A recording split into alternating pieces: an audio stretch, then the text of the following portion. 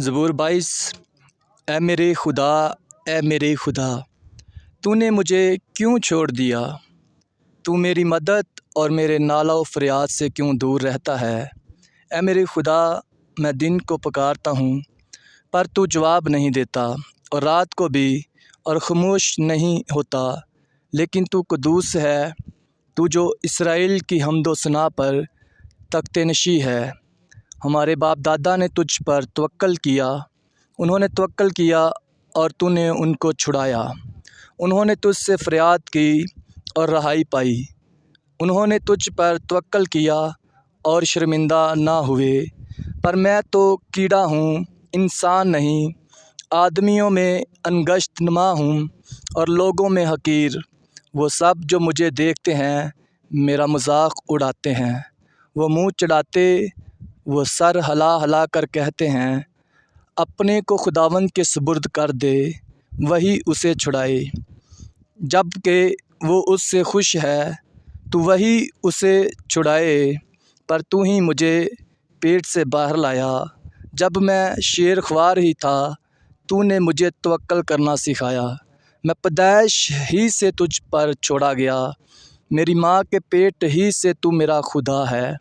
مجھ سے دور نہ رہ، کیونکہ مصیبت قریب ہے، اس لیے کہ کوئی مددگار نہیں۔ بہت سے سانڈوں نے مجھے گھیر لیا ہے، بیسن کے زور آور سانڈ مجھے گھیرے ہوئے ہیں۔ وہ پھاڑنے اور گرجنے والے ببر کی طرح مجھ پر اپنا منہ پسارے ہوئے ہیں۔ میں پانی کی طرح بہہ گیا، میری سب ہڈیاں اکھڑ گئیں۔ میرا دل موم کی مانند ہو گیا، وہ میرے سینہ میں پگھل گیا۔ میری قوت ٹھیکرے کی مانند خشک ہو گئی اور میری زبان میرے تالو سے چپک گئی، اور تو نے مجھے موت کی خاک میں ملا دیا۔ کیونکہ کتوں نے مجھے گھیر لیا ہے، بدکاروں کی گروہ مجھے گھیرے ہوئے ہے۔ وہ میرے ہاتھ اور میرے پاؤں چھیدتے ہیں، میں اپنی سب ہڈیاں گن سکتا ہوں۔ وہ مجھے پکار تکتے اور گھورتے ہیں، وہ میرے کپڑے آپس میں بانٹتے ہیں اور میری پوشاک پر کرا ڈالتے ہیں۔ لیکن تو اے خداوند دور نہ رہ، اے میرے چارہ ساز میری مدد کے لیے جلدی کر۔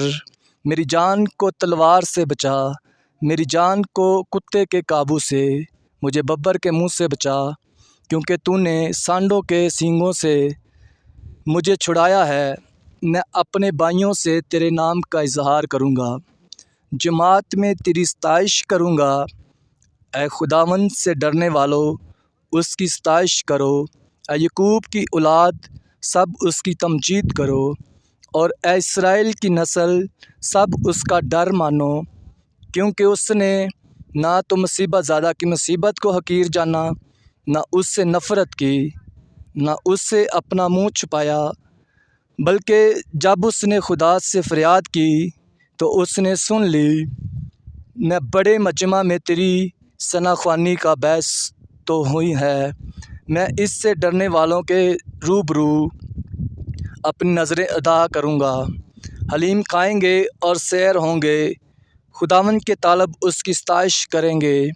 تمہارا دل ابد تک زندہ رہے، ساری دنیا خداوند کو یاد کرے گی اور اس کی طرف رجوع لائے گی، اور قوموں کے سب گھرانے تیرے حضور سجدہ کریں گے۔